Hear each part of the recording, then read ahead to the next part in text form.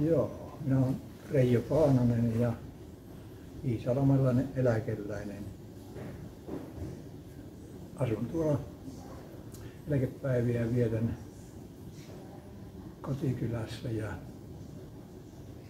siellä myös nämä harrastukset sitten on. Ja niin kuin tässä tämä lintuharrastus, se on ollut jo kyllä ihan negatiivijutuista lähtien, mutta noin isommalta niin on se niin 10 vuotta, minkä on eläkkeellä ollut, niin on tätä enemmän sitten ja enemmän kuin aikaa ollut. Tässä on 1,5-kerroksinen hirsimökki vieressä ja tämä kuvakin otettu sieltä yläkerran ikkunasta ja tuohon on 10 metriä matkaa ja tuolla Joossi, niin siinä on 15 metriä matkaa. Semmoinen on tämä. Ja läpäkkö on semmoinen 20 metriä vain sitten Halkasijalta ja myös näin toisinpäin.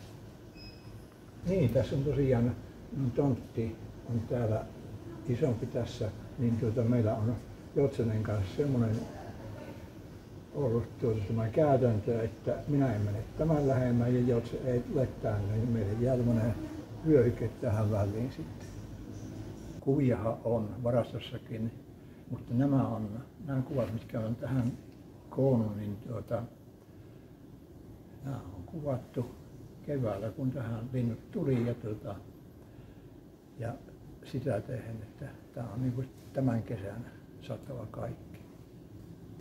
Joo, joutsen on Suomen kansallislintu ja semmoinen aika erikoinen tietysti jo kokoonsa puolesta, mutta sekin, että mä oon tuolla niin kuin jo 10 vuoden aikana niin näitä joutsenia kuvannut ja ne samat joutsenet tulee joka vuosi sinne paikalle joulumien aikaan ja ne merkkaa sen reviirinsä ja siihen ei ole muuta asiaa sitten.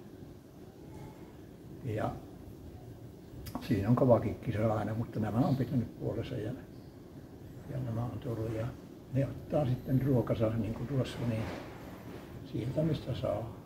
Siinä vaiheessa kun ne kuoriutui noista monista, niin siinä ei mennyt kuin tunti aikaa, esimerkiksi tuohon kuvaan. Ja ne lähti suoraan, niin kun ne pari metriä käveli siitä ja ne oli heti tuossa vedessä ja ne osasi heti uida. Ja sitä uintia sitten riitti ympäri. Päivä muuttuu aina toiseksi, niin tietysti poikaset kasvaa ja tämmöiset mutaledut on tai leikit on mukavia sinne ketosta. Tässä on 24 ja mä otin 70 kymppikuvaa, että meidän tiimi sitten minun siskot ja yhdessä valittiin niistä tämä näyttely.